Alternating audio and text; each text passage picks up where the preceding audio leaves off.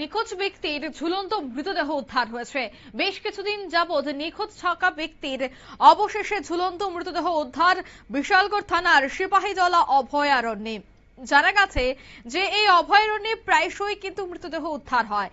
আবারও সিপাহীজলা অভয়ারণ্যে ফের উদ্ধার হয়েছে মৃতদেহ। কিছুদিন আগে এক ব্যক্তির মৃতদেহ উদ্ধারের পর সোমবার সকালে যতীন্দ্র ভৌমিক নামে এক ব্যক্তির মৃতদেহ উদ্ধার হয়। তিনি গত এক সপ্তাহ ধরে নিখোঁজ ছিলেন, বাড়ি চন্দ্রপুর পূর্ব টিলায়। তবে আজ তার মৃতদেহ উদ্ধার হয়। সঙ্গে সঙ্গেই সেখানকার মানুষজন পুলিশকে খবর দিলে পুলিশ ঘটনাস্থলে এসে উপস্থিত হয়। কি বলছেন প্রত্যক্ষদর্শীরা, শোনাবো। ঘটনা কি হয়েছে? এটা তো মনে করেন সম্পূর্ণ টাইম বিতই না, আমার তো শ্বশুরবাড়ি। এদিন মারা টারা লইছি করে তাই বাজার করছে, টেয়া দিছে, তাই ছেলেরা বাজার টাজার করে যাইছে। আইয়া দিন আইসে বাবা কই কইছে তোর বাসে ঘুরতে কাটতে গেছে, এক জুড়ে আমি জানি। কবে গেছিল? মানে কতদিন ধরে নিখোঁজ ছিল? বুধবার আসিল।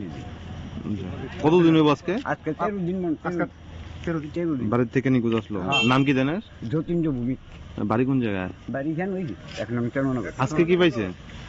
আজকে আমরা পাইছি না, ওই বন কামলারা মনোগন্ধ পাইছে। আপনারা কি দেখছেন? এসে লসুনি মারা গেছে। ও মারা গেছে বলতে এটা ওইটা পুলিশ আইছিল নি? এটা কোন জায়গায় পাওয়া গেছে? এটা পাওয়া গেছে এই দিক দিয়ে সিপাহীজলা জোয়ার ভিতরে, সিপাহীজলার এরিয়ার ভিতরে। আপনার কি হয়? আমার শ্বশুর। আপনার নাম? আমার নাম রঞ্জিত নমশূদ্র। আপনারা শুনলেন, অর্থাৎ তারা কিন্তু জানাচ্ছেন যে এক সপ্তাহ যাবত এই ব্যক্তি নিখোঁজ ছিল এবং একেবারে বাড়ির সংলগ্ন সিপাহীজলা অভয়ারণ্যে এসেই তার মৃতদেহ উদ্ধার হয়েছে। সকালবেলা বন দফতরের কর্মীরা ঘটনাটি দেখতে পায় এবং সঙ্গে সঙ্গেই খবর দিলে পরিবার পরিজনরা এবং পুলিশ ছুটে আসে। কিন্তু কি কারণে তার এই ঝুলন্ত মৃতদেহ উদ্ধার হয়েছে, কেনই বা সে 7 দিন যাবত নিখোঁজ ছিল, কতদিন যাবত সে ঝুলন্ত অবস্থায় ছিল, সবটা নিয়ে কিন্তু ধোঁয়াশা সৃষ্টি হয়েছে। তবে পোস্টমর্টমের পরেই সবটা বিষয় পরিষ্কার হওয়া সম্ভব। নিয়ে নিচ্ছি ছোট্ট একটি বিজ্ঞাপন বিরতি, সঙ্গে থাকুন।